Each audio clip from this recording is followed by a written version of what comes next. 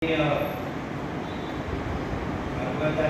કથાકાર spiritual astrologer Shri Nishitbhai Upadhyay સાહેબ, શ્રી હિંમતભાઈ લાકડિયા સાહેબ, સર્વે વધારેલા શ્રોતાણીઓ, સર્વેનું હું આ પુરુષોત્તમ માસ કથાની અંદર સ્વાગત કરું છું અને આભાર કહ્યું છે કે લેને કો હરિનામ હૈ, દેને કો અનુદાન, ધરને કો સ્વાધીનતા, ડૂબને કો અભિમાન. ભક્તોએ હંમેશા કહ્યું છે સુખ કે માથે સેલ કરો. માણસને થોડીક પણ મુશ્કેલી આવે એટલે આપણે એમ થાય કે ભાઈ હવે શું કરું, હવે શું થશે, આદિ ખ્યાતિ ઉપાધિ. એમ છે કે માણસની છે આ જીવનની ઘટમાળ એવી દુઃખ પ્રધાન, દુઃખ અલ્પ થકી ભરેલી. મારા ડૉક્ટર શિવાનંદજી યાજ્ઞવલ્ક્યાનંદજી અહીંયા ઘણા પ્રવચનો કર્યા.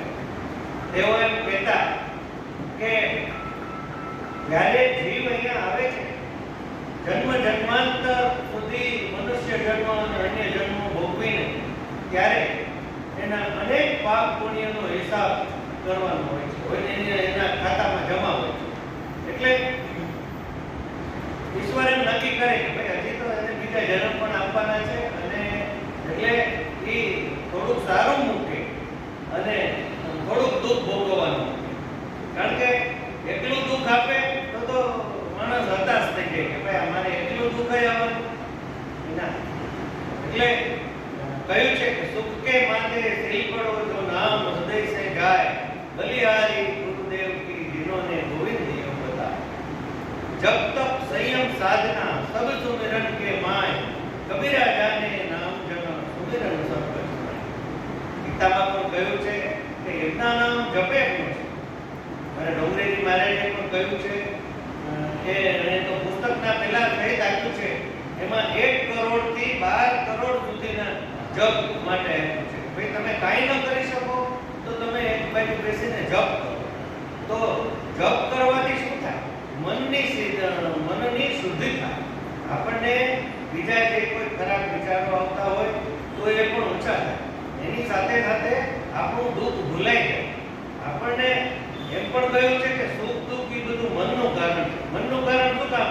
કે આપણે એની કોઈ પણ વસ્તુ સાથે ઇન્ટિમસી છે. જ્યારે આપણું ધાર્યું ન બને ત્યારે આપણને દુઃખ થાય. આપણું ધાર્યું બને તો આપણને સુખ થાય. તો એટલે આપણે જો નામ જપ કરીએ, ઈશ્વર તરફ આપણી રુચિ રાખીએ, તો આપણે જે દુઃખ પણ ઓછું થાય, દુઃખ ધીમે ધીમે ભૂલાઈ જાય, અને સૂળીનો જે હોય એ સોયથી પડે. એટલે આપણે ઈશ્વરનું નામ લેવાનું કહ્યું છે. અને એમ કહ્યું છે કે આ જે સત્વગુણના જે પેલા વેવ્સ છે એ બધા આખા બ્રહ્માંડની અંદર ફેલાય છે. તો કે ભાઈ એની અસર કેમ નથી થતી? તો કે એ ફેલાવા માટે આપણે સત્વગુણી માણસો જે છે ને એ તો પ્રમાણમાં ઓછા છે. જે સત્વગુણનું કામ થાય છે કેટલું છે? પ્રમાણમાં ઓછું છે. એની સામે બીજો માસ કેવડો છે? ઘણો બધો છે.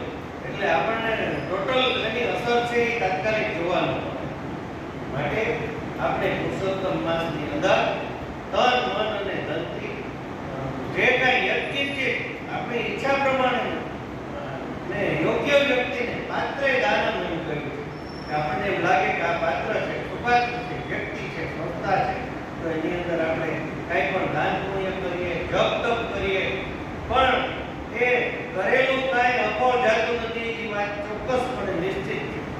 શાસ્ત્ર જે છે એ પ્રમાણભૂત છે. આ લોકોએ જે છે એ પુસ્તકોમાં લખ્યું છે